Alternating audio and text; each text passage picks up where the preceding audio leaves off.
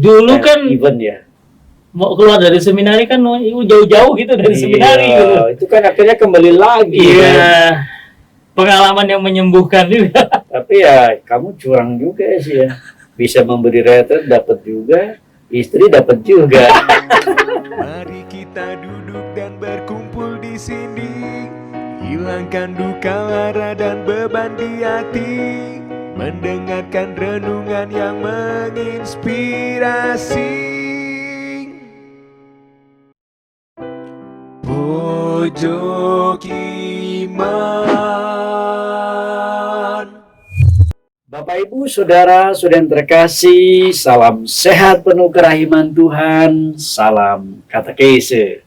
Berjumpa dalam Pojok Iman di mana Anda dan saya mendengar cerita-cerita kehidupan, kisah pengalaman menjadi pengalaman iman, dan semoga pengalaman iman yang dibagi-bagi berbuah bagi Anda dan saya dan bisa menjadi master of story. Pada kesempatan kali ini saya punya narasumber ialah Mas Patrick. Selamat datang di Pojok Iman, Mas Patrick. Terima kasih Romo. Apa kabar? Sehat-sehat, baik-baik. Ya, ini yang mau kita bahas nanti cerita tentang pengalamannya menjadi seorang pemberi retret. Tidak mudah loh.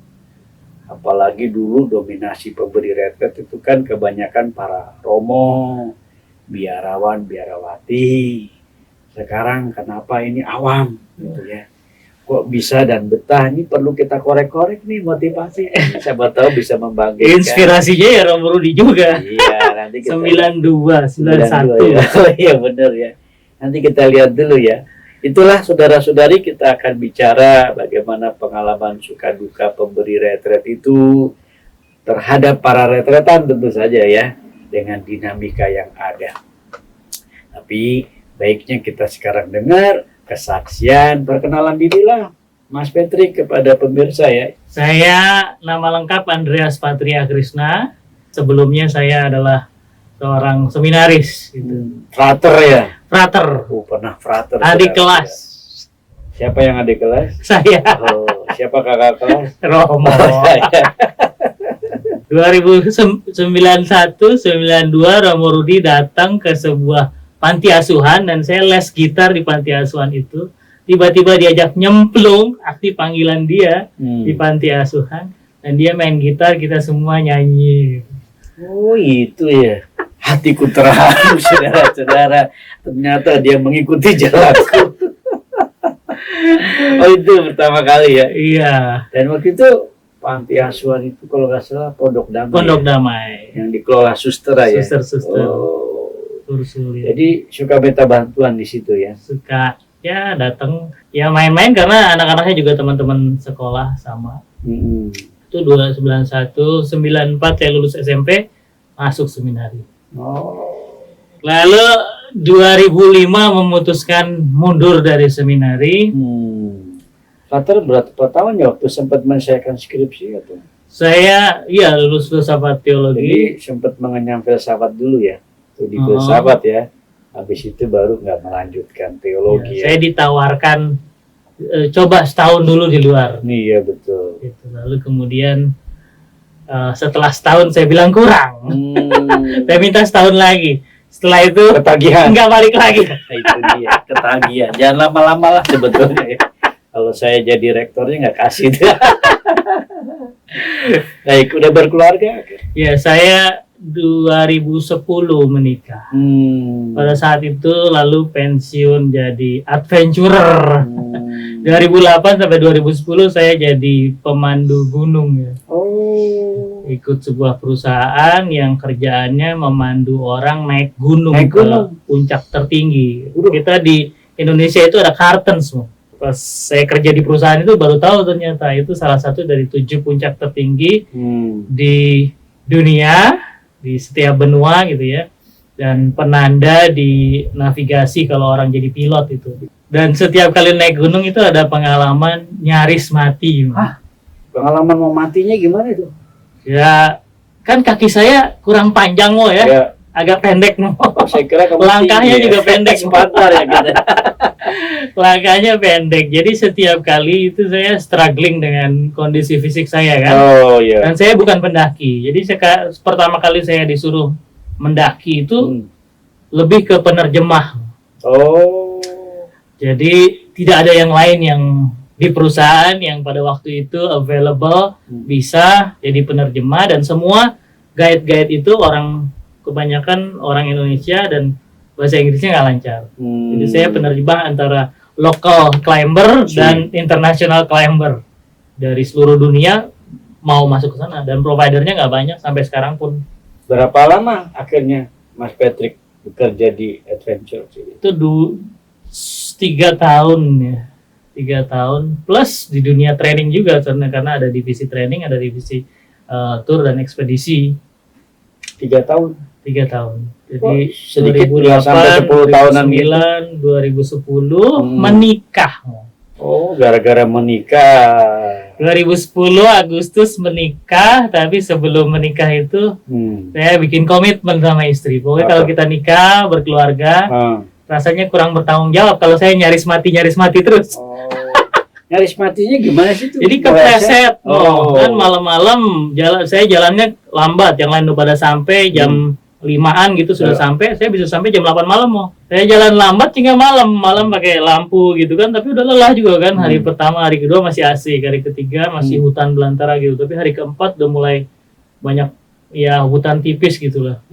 Dan kita ngikutin jalur sungai. Oh, gitu. Jadi kadang dekat sekali ke sungai, kadang kita di tebing dan jatuhnya batu-batu dan sungai gitu. Penuh tantangan. Ada satu hari yang pokoknya Indiana Jones banget ya, dunia Indiana Jones. Papua itu Romo pernah kan? Satu hari jalan di akar-akar aja Jadi pegangan dari satu akar ke satu akar lain. Istirahat makan siang cuma ada platform sedikit untuk makan siang. Penuh tantangan ya, sudah dilewati ya. Sudah dilewati. Jadi kalau tadi komitmen sama istri, apa komitmen? Akhirnya saya mundur dan ya komit di trainingnya saja. Oh, sekarang tiba-tiba jadi pemberi retret tuh apa motivasinya kira-kira? Praktis sebenarnya karena situasi. Sebagai event organizer dan trainer profesional, sebenarnya kita nggak berusaha mengisi tanggal kita tuh penuh dengan event kan, Bu? Ya betul. Karena satu event aja profitnya udah lumayan. Betul. Gitu. Lalu berusaha ngumpulin tenaga buat event berikutnya, menghidupkan sosial media dan lain-lain untuk menggait klien besar berikutnya. Jadi banyak waktu lowong sebenarnya. Dan ternyata tenaga pemberi rekoleksi retret itu terbatas. Yang mulai ya dari teman-teman Romo juga. Siapa itu ya? Puspas ya. Tolong dong, ini kan dulu frater bantuin ini ngasih. Termasuk saya dulu suka ngerepotin ya. Bapak Ibu saudara-saudara, saya kalau lagi ada rapat dewan, ada raker, selalu saya minta teman saya, kan apa arti sebuah pertemanan ya, di mana kita saling membutuhkan. Itu maksudnya sebetulnya, ya kan. Betul. Tapi dari situ kamu akhirnya juga selain tadi IO gitu ya. Dulu kan event ya. Mau keluar dari seminari kan jauh-jauh gitu dari seminari gitu. Itu kan akhirnya kembali lagi. Iya. Kan? Pengalaman yang menyembuhkan juga. Tapi ya kamu curang juga sih ya. Bisa memberi retret dapat juga, istri dapat juga. Nah, kira-kira apa yang dengan pengalaman retret bekerja atau menjadi pemberi retret berapa tahun lebih lama kan daripada adventure itu tadi ya? Sekarang 2020 ya, 15 tahun, 20 tahun. 20 tahunan kan ya daripada tadi S1. Maka ini bisa menjadi cerita ini ya. Ada nggak pengalaman yang menggetarkan selama perjalanan, entah mendampingi retretan atau retretannya sendiri yang buat kita menjadi kilas balik gitu? Orang yang kembali lagi dengan cerita, itu yang menggetarkan itu ya. Kembali lagi dengan cerita itu maksudnya retret lagi ya, dengan cerita retret lagi. Ada retret lagi, ketemu retret lagi orang yang sama. Gitu, ada gitu ya. Dulu kan persoalan hidup tuh macam-macam loh. Jadi saya dulu bahkan sempat berpikir kalaupun saya jadi awam saya tidak akan menikah. Loh, kenapa bisa begitu? Karena peserta retret tuh sharingnya banyak, hidup keluarga tuh banyak yang tidak ada yang sempurna lah Hmm. gitu. Dan saya refleksi, saya ngelihat bapak saya bekerja, ya ibu saya bekerja Hmm. di rumah gitu, itu perjuangan. Buat apa? Kalau saya nanti mendidik anak, saya belum sempurna, tapi Iya. saya mau mengajari bagaimana kesempurnaan itu kan. Hmm. Dulu belajar teologi spiritual itu, bagaimana kita yang udah dibaptis ini harus selalu menuju kepada kekudusan. Hmm. Tapi lalu ternyata ya di dalam prosesnya itu saya belajar bahwa dalam ketidaksempurnaan itulah kita berproses itu, yaitu yang bernilainya di situ. Hmm. Jadi ketika saya lihat saya belum sempurna, tapi saya bisa ngajarin orang banyak gitu ya. Hmm. Bisa ngajarin anak-anak, orang dewasa, bahkan sekarang itu lansia juga. Nah, lansia juga ya? Lansia juga. Ngajarin apa orang kamu sendiri belum lansia itu? Iya, nggak perlu ngajar sebenarnya, mendengar cerita mereka aja itu saya sendiri retret tuh. Dahsyat sekali pengalaman-pengalaman Iya, itu. jadi ada kilas balik yang bisa kita juga semacam cermin ya melihat para retretan. Ada nggak juga yang menggetarkan lagi gitu dari sebuah kisah?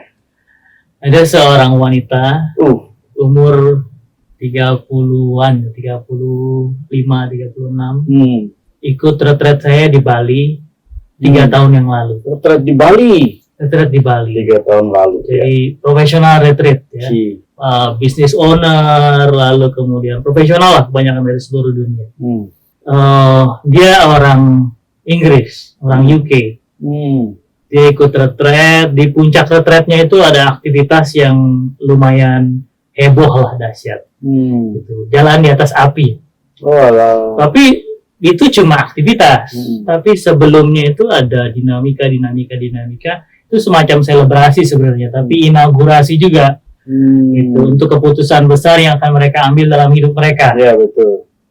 Sepanjang retret itu 10 hari itu mereka sharing ya, satu persatu datang ke saya, datang ke teman-teman fasilitator yang lain, tapi dia datang ke saya ini dengan ada kekosongan yang mau diisi. Kayaknya dia hidup di dunia yang semua sudah terpenuhi, pekerjaan sudah mantap, belum punya pasangan hidup, tapi ya udah mengalami kemandirian yang matang gitu ya, tapi ada yang hilang gitu. Apa tuh? Ada yang kosong dan dia selalu mencari itu gitu ya.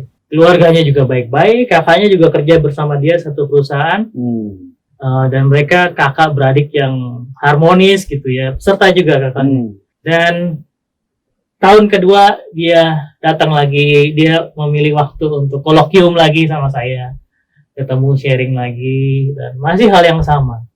Ternyata di tahun pertama, tahun kedua, tahun ketiga itu dia mengambil ancang-ancang.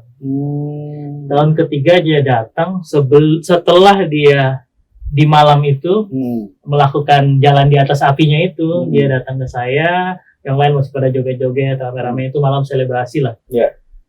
Dia datang ke saya, dia peluk saya, dia share. Saya sudah memulai perjalanan saya.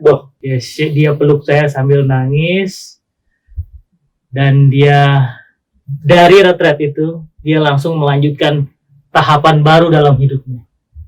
Artinya meninggalkan semua pekerjaan itu. Ya, dan dia memilih, ya dia bekerja sekarang dari berbagai tempat di dunia. Nama profesinya global nomad gitu.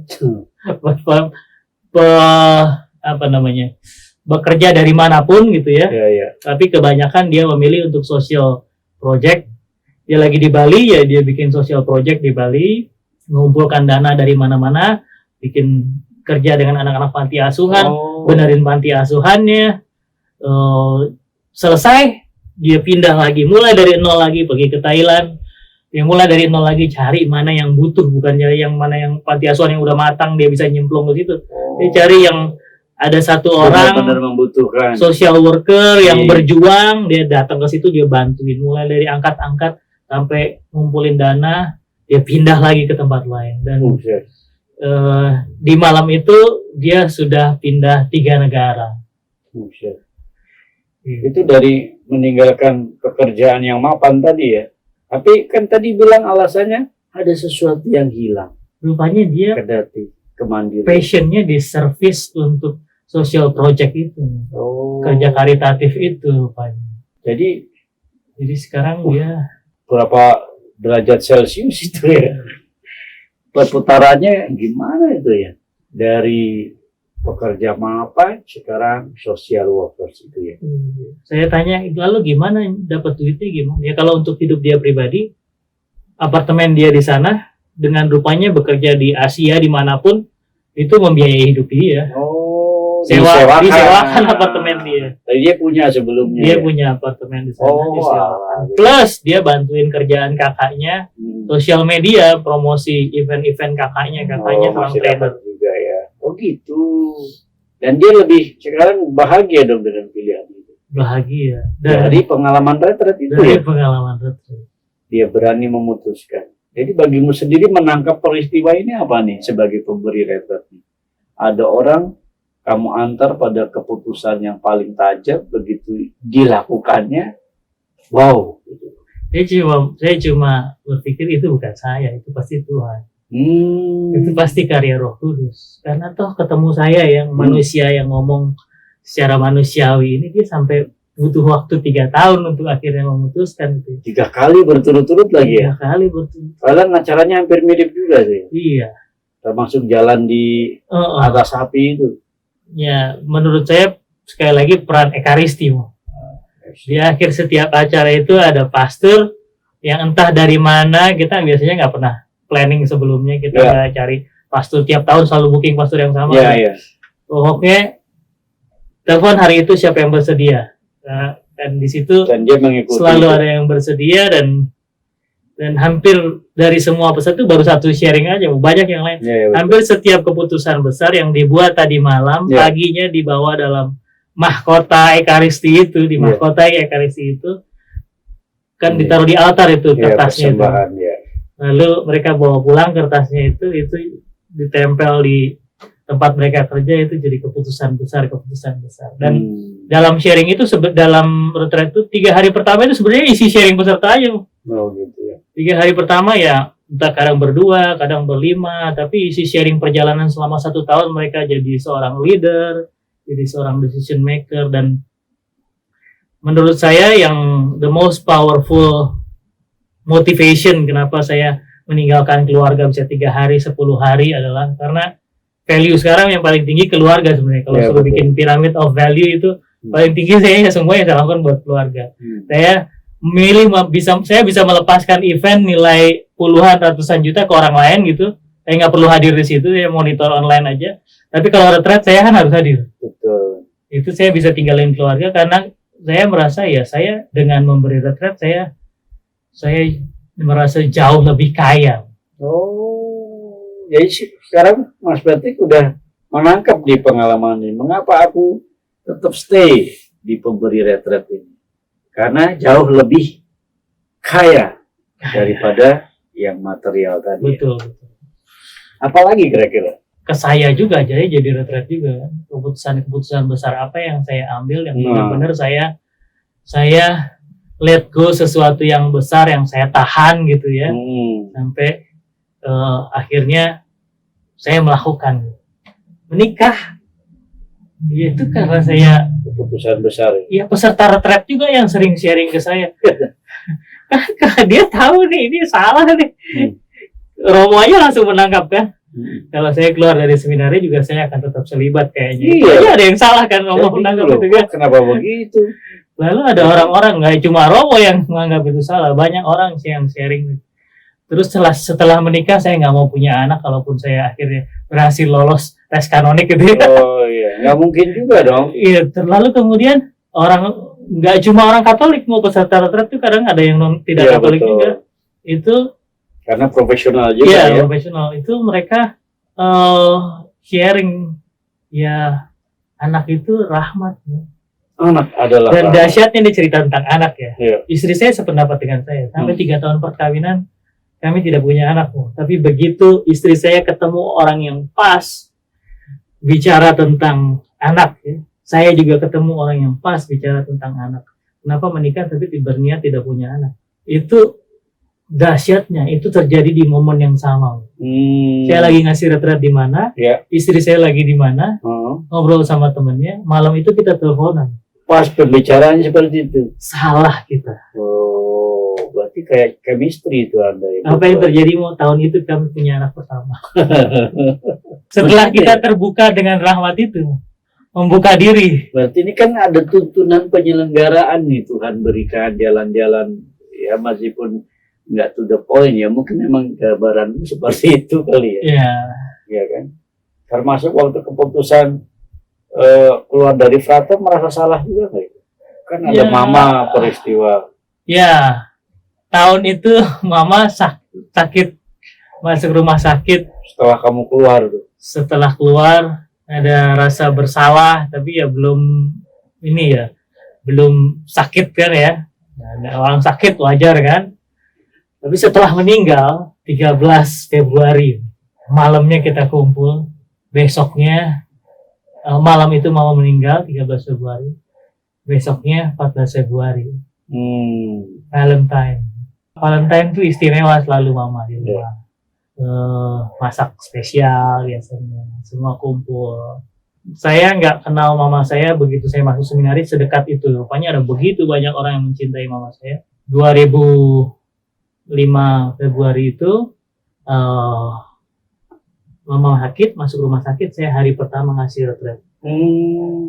Saya datang sebelum berangkat ngasih retret, saya datang ke rumah sakit. Ya. Dan mama bilang, mandi, dia bilang, pulang, mandi, sikat gigi, beres-beres sebelum berangkat.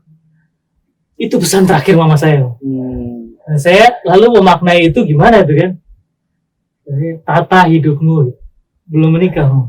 Mama saya pernah bilang waktu itu, kalau kamu nikah, kamu ketemu orang yang kayak mama. Yang ingetin kamu buat hal-hal kayak gitu, yang rela ngingetin untuk hal-hal kayak gitu. Dari kenyataannya dapat. Blessing in disguise. Tetangga di kampung itu selalu bilang itu istri mirip sama nyokap ya. Oh gitu ya. Tapi Jalan-jalannya katanya. Udah jalan Tuhan berarti itu. Oh, jalan Keputusan Tuhan. ini berarti juga nggak salah ya. Keputusan besar dalam hidup. Dan kamu kan sebagai pemberi retret memang banyak mengantar orang kepada keputusan besar dalam hidup mereka. Dan kamu menikmati, enjoy. Apalagi? Saya makan teratur kalau retret. Oh gitu ya. Saya mandi teratur kalau retret. Saya ekaristi teratur kalau retret. Jadi justru retret itu membuat kamu tidak atret ya. Tapi mencoba untuk disiplin semuanya. Betul. Keren, semangat. Anakmu berapa sekarang ya? 3 mau. Anaknya 3 ya. Ada laki? Laki 2. Nah, ada yang mau disuruh jadi pastor juga menggantikan dan meneruskan ya kan? Cita-cita yang tak sampai. Kan sebagai fasilitator kan kunci dari fasilitator. Fasilitator itu kan pilot, Ya, lalu kemudian arsitek, ya. lalu kemudian bidan. Bidan. Pilot, arsitek, bidan. Iya, Banyak banget tuh posisinya ya. kayak fungsi ya. Fungsi ya. Kalau pilot itu ya kita membawa orang terbang smooth ya dalam suasana retret gitu ya. Di selama retret tuh disediakan segala macam hiburan rohani, ada Ya. renungan, ada tantangan juga. Tapi berusaha itu gimana pesawatnya itu smooth ya. Ya. Dan sampai bukan di tujuan saya, tapi di tujuan peserta retret itu. Jadi bidan nih tadi ya. Nah, bidan, apapun yang keluar jadi keputusan, apapun yang keluar jadi pengetahuan mereka, itu bukan dari kita, bukan dari pemberi retret, tapi rahmat Roh Kudus yang melalui inspirasi, kalau kata Romo Alex Tirjo dulu kan, buah pikiran, insight ya, atau ya pencerahan itu bukan semata-mata kita yang bikin itu, tapi membantu jadi melahirkan itu aja. Satu lagi, Arsitek, arsitek. kita udah tahu bahan-bahannya, berapa banyak semennya kalau arsitek kan, berapa banyak, seberapa besar itu besi-besi untuk bikin bangunannya gitu. Jadi kalau fasilitator retret kumpul, kita harus ngomongin itu berapa persen durasi buat doa, berapa persen durasi buat sesi, berapa persen durasi untuk sharing dan dinamika Jadi kelompoknya. justru menjadi arsitek di situ ya. Tapi bangunannya juga bukan bangunan kita nanti. Iya, betul, bangunan orang Harus lain. mereka yang merasa itu bangunan mereka dan ya Arsitek emang kayaknya gitu ya. iya, Dia hanya merancang doang kan. rancang, bikin Menikmati blueprint. tidak ya. Menikmati tidak ya. Ya kadang ada arsitek yang maruk semuanya diambil. Satu owner. Baik, ada pengalaman iman apa? Kalau kita mau coba obrol terakhir dari situasi ini, apa yang kamu bisa syukuri sebagai pengalaman iman? Ya, semakin saya terbuka pada penyelenggaraan Tuhan, Providentia Fidei, semakin semuanya smooth, bukan tanpa tantangan, tapi lebih let go ya, lebih let go dalam hidup, lebih balance. Dan sekarang setiap hari berasa seperti punya anak satu aja setiap hari is a miracle. Oh, Ada hal yang baru yang gak kita ajarin dia dapat. muncul, dapat dari dia, entah dari kata-katanya, dari baru satu perbuatannya. ya? Sekarang 3, Anaknya 3, berarti every day, every moment, many miracle. many miracle. Oh, luar biasa. Oke, tapi pesan saya, anaknya harus ada yang disumbang jadi pastor ya. Ya itu mau fasilitator kan. Iya benar. Kita berusaha tanemin, tapi nanti keputusan harus di tangan Iya, mereka. Tapi kan tetap orang tua harus mengkondisikan, ya kan? Kalau Ya. buat saya minimal mengkondisikan. Kalau saya itu berkatin manten, ya saya selalu bilangnya begini. Ingat ya Bapak Ibu sudah terkasih, kamu berkeluarga, kamu membangun gereja. Gereja apa? Gereja rumah tangga. Nah, supaya semakin kokoh ya, hadirkan Tuhan. Syukur anaknya serahin pastor. Jadi semakin kokoh, ya kan? Mantap. Logis nggak gitu ya? Logis. Karena saya juga pemberi retret. Baik, terima kasih Mas Patrick ya. Luar biasa atas sharing iman yang boleh dibagi-bagi, suka duka dengan pengalaman yang menurut saya memberi inspirasi ya. Inspiring kata orang ya. Bapak Ibu sudah terkasih, itulah pengalaman iman, kisah-kisah kehidupan di mana kita tidak tahu kadang-kadang masa depan kita, tetapi begitu berjalan bersama Tuhan, diyakini sebagai Providentia Dei ya, penyelenggaraan ilahi, dan Patrick ini dengan jatuh bangunnya, termasuk keputusan-keputusan hidup yang besar. Happy kan ya? Tetap bahagia di dalam pekerjaannya ini. Luar biasa. Pada akhirnya, saudara sudah terkasih, bunga selasih, bunga melati. Cakep ya? Cakep. Terima kasih, Tuhan memberkati. Mari kita duduk dan Thanks for watching guys. Pojok Iman.